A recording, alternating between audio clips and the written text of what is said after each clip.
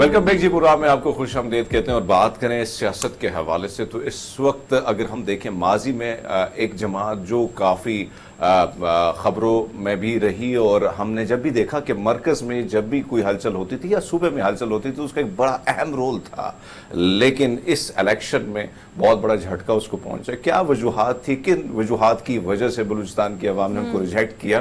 سو اسی پر بات کرتے ہیں. فرا عظیم صاحبہ جو کہ باپ پارٹی کی رہنما ہے.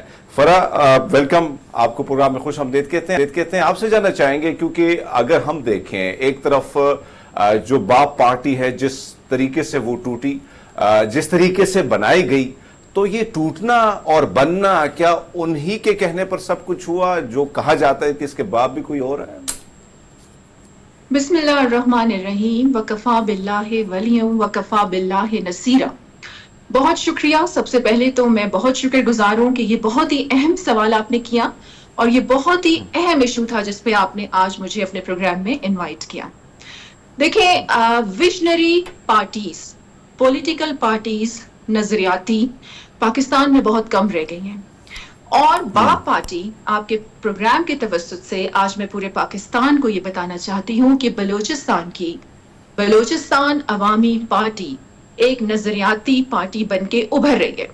اب آپ نے مجھے یہ کہا کہ پارٹی جس طریقے سے ٹوٹ پھوٹ کا شکار ہوئی, اور آپ نے اپنے انٹرو میں بھی کہا کہ بہت بڑی پارٹی تھی, اسلام آباد میں بھی ہر ہلچل میں موجود تھی. دیکھیں, ہمارے پارٹی پریزیڈنٹ ہیں خالد مکسی صاحب, ہمارے صوبائی پریزیڈنٹ ہیں صالح بہتانی صاحب, اور ہماری ساری قیادت جس طریقے سے صادق سنجرانی صاحب کا بھی میں یہاں پر ذکر کروں گی, ان سب نے سر جوڑ کے یہ بیٹھے اور باپ پارٹی کا یہ ویژن تھا کہ ہمیں چاہیے کہ اگر بلوچستان کی آواز اور توانا آواز اور اس کے مسائل کو ہمیں اسلام آباد تک پہنچانا بھی ہے اور یہاں پر ہمیں ترقیاتی عمل کو تیز ترین کرنا ہے, تو ہمیں کرنا کیا ہوگا.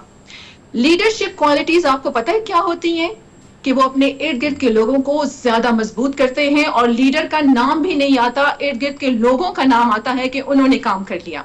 تو باپ پارٹی کا یہ ویژن تھا کہ ہم جتنی بھی اسٹریم لائن پارٹیز ہیں پاکستان کی, جس طرح پی پی پی ہے, پی ایم ایل این ہے, ان کا بہت زیادہ اسٹرینتھن ہونا بلوچستان میں بہت ضروری ہے.